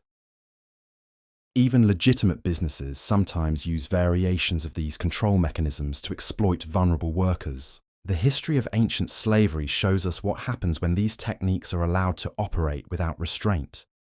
It reveals the ultimate logical conclusion of treating some humans as less valuable than others. And it demonstrates the incredible resilience required to maintain human dignity in the face of systematic dehumanization. But it also shows us something hopeful. Despite the overwhelming power of these systems of control, despite the sophisticated psychological manipulation, despite the complete lack of legal protection or social support, some people still manage to resist. They preserved the idea that all humans have inherent worth. They maintained connections based on love rather than power. They refused to accept that their situation was permanent or natural. Their resistance however small and seemingly futile, kept alive the possibility that things could be different. Every act of defiance, every moment of compassion, every expression of hope in the face of despair helped preserve the seeds of the movements that would eventually abolish slavery altogether. We are the inheritors of their courage. The freedoms we enjoy, the rights we exercise, the dignity we take for granted, all of these exist because countless slaves throughout history refused to let their spirits be completely broken. They paid an unimaginable price to preserve the possibility of the world we live in today. The question is what we're going to do with the freedom they bought for us. Are we going to use it to build a world where such systematic oppression is impossible? Or are we going to allow the same patterns of dehumanization to re-emerge in new forms? The choice is ours. But we can only make it wisely if we understand what came before, if we recognize the true cost of the freedom we inherited, and if we commit ourselves to ensuring that the sacrifices of those who suffered in bondage were not made in vain. The slaves of biblical times may be gone, but their legacy lives on in every moment we choose to see each other as fully human, in every act of resistance against oppression, in every effort to build a world based on justice rather than power. Their story is not just history, it's a call to action that echoes across the centuries, demanding that we prove ourselves worthy of the freedom they preserved for us at such terrible cost. So here we are, at the end of our journey through the depths of human suffering that defined biblical-era slavery. And I need you to sit with this for a moment. Really sit with it. Because what we've explored tonight isn't just ancient history. It's the foundation upon which our entire understanding of human dignity was built. When you woke up this morning, you probably took 100 small freedoms for granted. The choice of what to wear, what to eat, where to go, who to speak to. You made decisions about your own body, your own time, your own future. These seem like basic human rights to us now, but for most of recorded history, they were impossible dreams for the majority of the human population. Every single one of these freedoms exists because people who never experienced them themselves fought to preserve the idea that they should exist. Slaves who were beaten for speaking their native languages kept those languages alive in whispered conversations. Slaves who were tortured for learning to read still taught each other letters scratched in the dirt. Slaves who were killed for showing affection to their children still found ways to love, to hope, to remain human in the face of systematic dehumanization. Their resistance wasn't always dramatic. Most of the time, it was quiet, invisible, the simple refusal to let their spirits be completely crushed. But that quiet resistance accumulated over centuries, creating the intellectual and moral foundation for the movements that would eventually recognize slavery as the abomination it was. When you really understand what they endured, it changes how you see everything.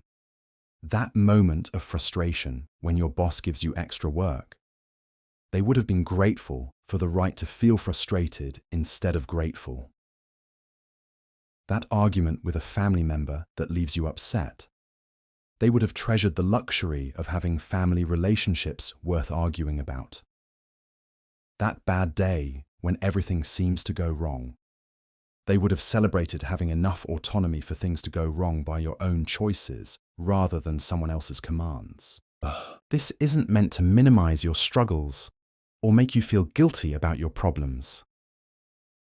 Modern life has its own genuine challenges, its own forms of stress and suffering that deserve attention and compassion.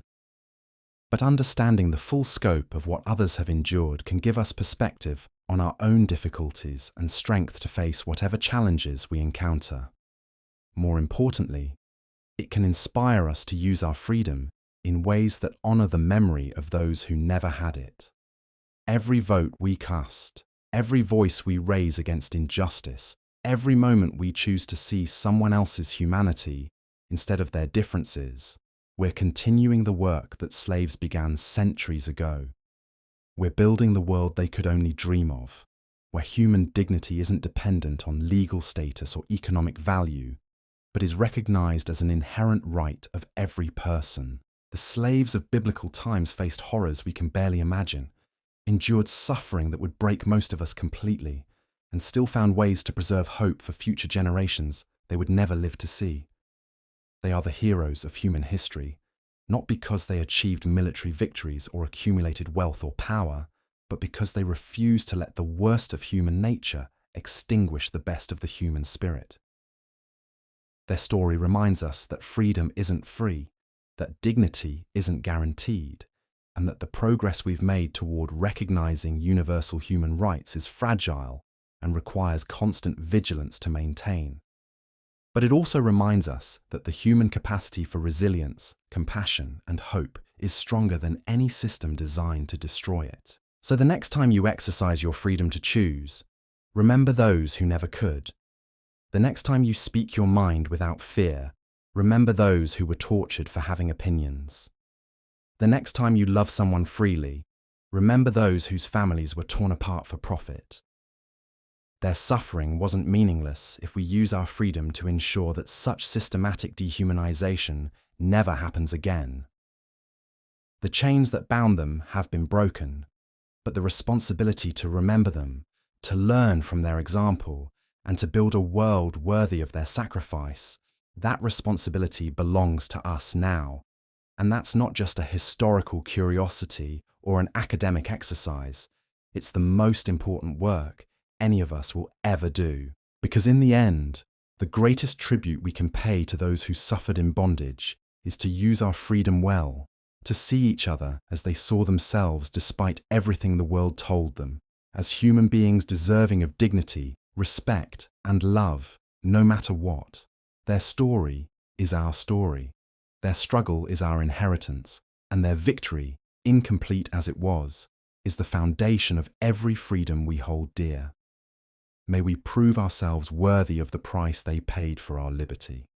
Thank you for taking this difficult journey with me tonight. If this content has moved you, if it's given you a new perspective on the world we live in today, please consider subscribing and sharing this video with others. These stories need to be told, these voices need to be heard, and these lessons need to be learned by every generation. Until next time, sleep well and remember the gift of your freedom.